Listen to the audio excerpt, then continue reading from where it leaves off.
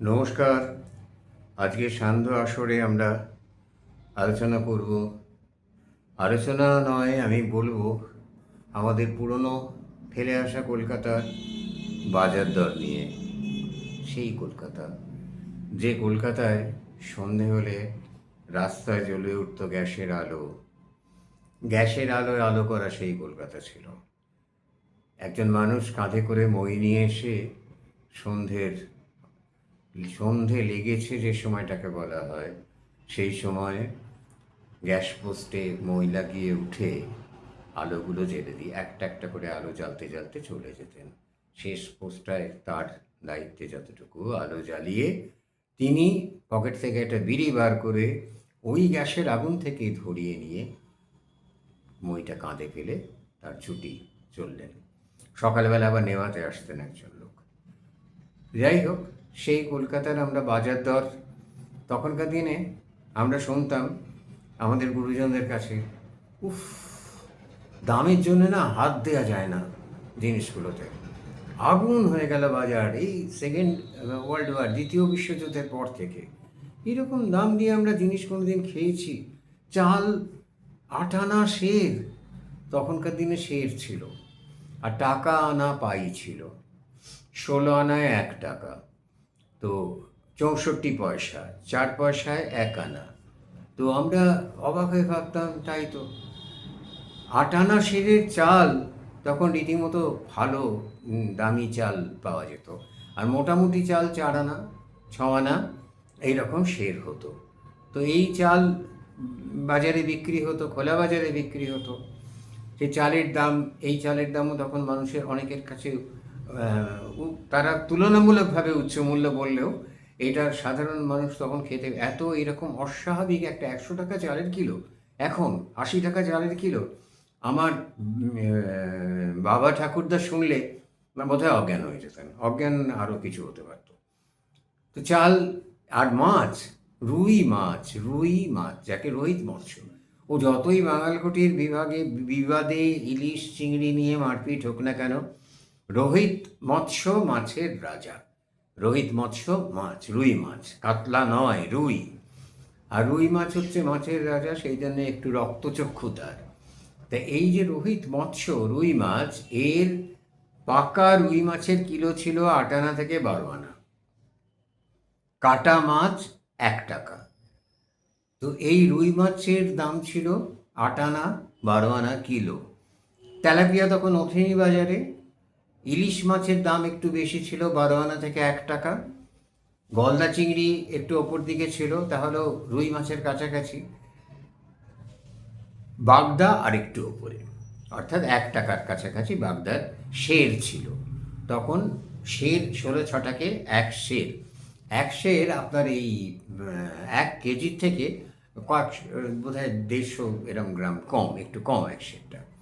তো এই ছিল দুধ, খুব মানে খাঁটি দুধ যেটা, সেটা 8 আনা 10 আনা কিলো, সরি সের, 8 আনা 10 আনা সের, খাঁটি ভালো দুধের। মাছের মুড়ো বিক্রি হতো, 5 সেরই রুই মাছের মুড়ো 4 আনা। 4 আনা একটা মুড়ো কিনে নিয়ে গেলে বাড়ির সবাই সেদিককার মতো দুবেলার খাওয়া হয়ে যেত। মানুষের তো এত রকম তখন আকাঙ্ক্ষা, আর এত কিছু ভোগবিলাসের জিনিস খাওয়ার, এত ভ্যারাইটি, চীনে জাপানি এসব তো ব্যাপার ছিল না। তো মুড়োর ডাল, একটা মুগের ডাল, সোনা মুগ পাওয়া যেত তখন। এখন যে মুগগুলো আমরা দেখি, এগুলোতে সোনা মুগ আর দেখা যায় না। আর সোনা মুগ আবার ভেজে বিক্রি করতো, ভাজা মুগ। দোকানে গিয়ে যদি বলা হতো ভাজা মুগের ডাল দেখি 1 সের, 2 আনা 10 পয়সা, 8 পয়সায় 2 আনা, একটু বেশি হলে 10 পয়সা, খুব বেশি হলে 3 আনা সেরে 1 সের মুগের ডাল, ভাজা মুগের ডাল। আর এমনি যে কালি মুগ যেটাকে বলে, এই মুগের ডালে তখন তেমন চাহিদা ছিল না, তবে অনেকেই খেতেন। মুগের ডাল, মসুর ডাল, এই সমস্ত সব ডালগুলোই 8 আনা নিচে তার সেরের দাম ছিল। মাংস 12 আনা 1 টাকা। মাংস খুব বেশি দিনের কথা নয়, 45 50 বছর আগেও 2.5 টাকা কিলো কসবাজারে বিক্রি হয়েছে। আচ্ছা, তো এই ছিল মাংসে। এখনকার মতো 700 800 টাকা কিলো। আমি তো ওই বললাম যে আমাদের পূর্বজরা শুনলে অজ্ঞান তো নয়, আরও অনেক কিছু হতে পারত। তো এই ছিল আপনার মাংসের কিলো, মাংসের সের। আর রাম পাখি ও তো পরিত্যাজ্য। রাম পাখি কাকে বলে জানেন তো? বলবেন না কিন্তু কাউকে। মুরগি লুকিয়ে খাওয়া হতো। এটা যারা খেতেন তারা লুকিয়ে খেতেন। প্রকাশ্যে মুরগি এনে খাওয়াটা খুব একটা অনুমোদন পেত না সমাজের। সেই জন্যই লুকিয়ে মুরগি খেতেন। মুরগি একটা চারা না, একটা মুরগি চারা না। তখন বাড়িতে একটা মুরগি কেটে ভাবতে পারতো না লোকে। ইলিশ মাছ 12 আনা, 1 টাকা জোড়া বিক্রি হতো, জোড়া ইলিশ। আর ছোট মাছগুলো হালি দেয়া থাকতো, বা হালি মানে 4টে মাছ একসঙ্গে। আর কুচো মাছগুলো ভাগা, এই একটা ভাগ রইল। চিংড়ির এই ভাগাটা কত রে? 2 পয়সা বাবু। 2 পয়সা? হ্যাঁ, 2 পয়সা দেন বাবু। এই 2 পয়সা। এই ছিল। আম 15 টাকা শ, 100 আম 15 টাকা। তখন আম ওজনে বিক্রি হতো না, লোকে পাগল বলবে। লিচু শ হিসেবে বিক্রি হতো। লিচু শ কত হে? 8 টাকা শ বাবু। 5 টাকা শ, 8 টাকা শ। মুজফ্ফরপুরের লিচু 8 টাকা শ। শ হিসেবে লিচু বিক্রি হতো। আমও তাই সেইভাবে বিক্রি হতো। দুধ, ডাল, এই। আর শীতকালে নৈনিতাল আলু, নৈনিতাল আলু 2 আনা।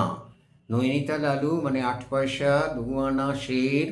বালি বালি নৈনিতাল আলু আর ঘোষ ডেয়ারির ঘি, 3 টাকা দামের শিশি ঘোষ ডেয়ারির ঘি। সে একেবারে শীতকালের ওই আলু ভাতে আর ঘোষ ডেয়ারির ঘি।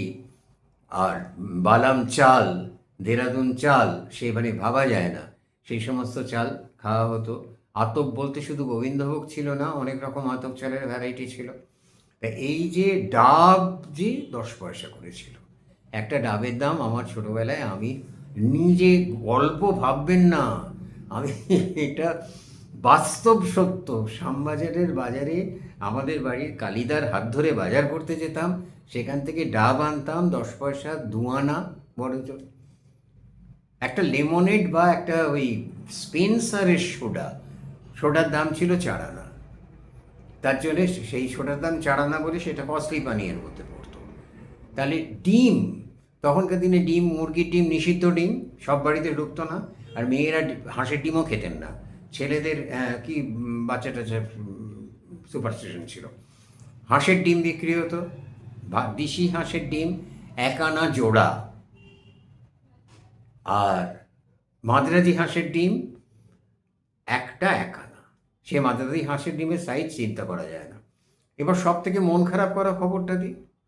ফুচকা 4 আনায় 8টা। দেশবন্ধু পার্কের গেটে বিক্রি হতো 4 আনায় 8টা ফুচকা। এখনকার ফুচকা প্রেমীরা শুনলে তাদের চোখে জল এসে যাবে। কলকাতার বাজার দর নিয়ে, পুরনো কলকাতার বাজার দর নিয়ে আরও অনেক কথা বলার রইল। আস্তে আস্তে আমরা শুনব। আজকে নমস্কার।